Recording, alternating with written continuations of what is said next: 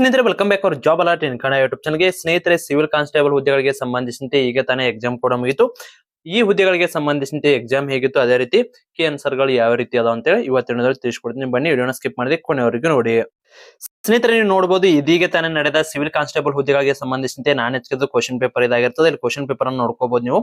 ಹಾಗಿದ್ರೆ ಇವತ್ತು ಎಕ್ಸಾಮ್ ಹೇಗಿತ್ತು ಅಂತ ಕಮೆಂಟ್ ಮೂಲಕ ನೀವೇ ತಿಳಿಸಿ. ಇದು ಸ್ನೇಹಿತರೆ ನಿಮ್ದು ಎಲ್ಲಿ ಸೆಂಟರ್ ಬಂದಿತ್ತು, ಅದೇ ರೀತಿ ಎಕ್ಸಾಮ್ ಯಾವ ರೀತಿ ನಡೀತು, ಅದೇ ರೀತಿ ನಿಮ್ದು ಎಕ್ಸಾಮ್ಗೆ ಈಗ ಪ್ರಿಪರೇಷನ್ ಆಗಿದ ಪ್ರಕಾರ ಎಕ್ಸಾಮ್ ಟಫ್ ಇತ್ವಾ ಅಥವಾ ಈಸಿ ಇತ್ತ ಅಂತ ಕಮೆಂಟ್ ಮೂಲಕ ತಿಳಿಸಿ.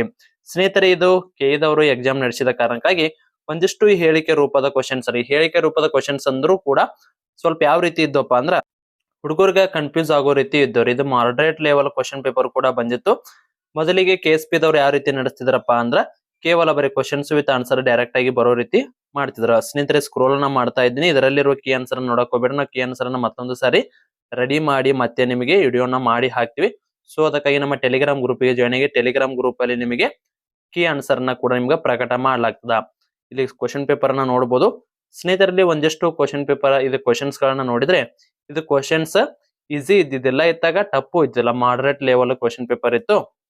ಒಂದಿಷ್ಟು ಅಭ್ಯರ್ಥಿಗಳು ಹೇಳಿದ ಪ್ರಕಾರ ಇಲ್ಲಿ ಬಾಗಲಕೋಟೆಯಲ್ಲಿ ಚರ್ಚೆ ಮಾಡಿದ್ರಿ. ಸಾಕಷ್ಟು ಅಭ್ಯರ್ಥಿಗಳನ್ನು ಕೂಡ ಕೇಳಿದ್ವಿ.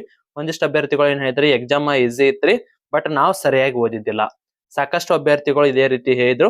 ನಿಮಗೆ ಯಾವ ರೀತಿ ಎಕ್ಸಾಮ್ ಅನಿಸ್ತಪ್ಪ ಅಂತ ಕಮೆಂಟ್ ಮೂಲಕ ತಿಳಿಸಿ. ಸ್ನೇಹಿತರಲ್ಲಿ ನೋಡಬಹುದು ಕ್ವಶನ್ ಪೇಪರ್ ಇವತ್ತು ನಡೆದ ಕ್ವಶನ್ ಪೇಪರ್ ಇದು ಸಿವಿಲ್ ಕಾನ್ಸ್ಟೇಬಲ್ ಗೆ ಸಂಬಂಧಿಸಿದಂತೆ ನಾನ್ ಎದ್ದು ಎಕ್ಸಾಮ್ದು ಕ್ವಶನ್ ಪೇಪರ್ ಇದಾಗಿರ್ತದ.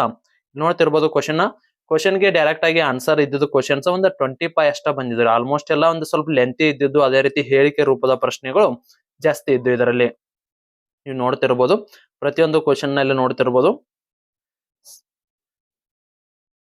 ನೋಡಿ, ಇಲ್ಲಿ ಪ್ರತಿಯೊಂದು ಕೂಡ ಕ್ವಶನ್ಸ್ ಗಳು ಇಲ್ಲಿ ಹಿಂಗೆ ಕಾಣಕತ್ತಾವು.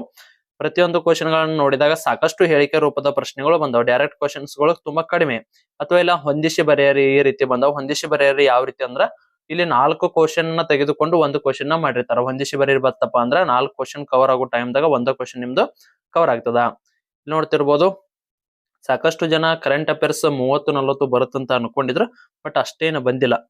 ಓಕೆ, ಅದು ಎಷ್ಟು ಕ್ವಶನ್ಸ್ ಯಾವ ಟಾಪಿಕ್ ಮೇಲೆ ಬಂದ ಅಂತೇಳಿ ನಾವು ನಿಮಗೆ ಯೂಟ್ಯೂಬ್ ಅಲ್ಲಿ ಕೂಡ ತಿಳಿಸ್ತೀವಿ.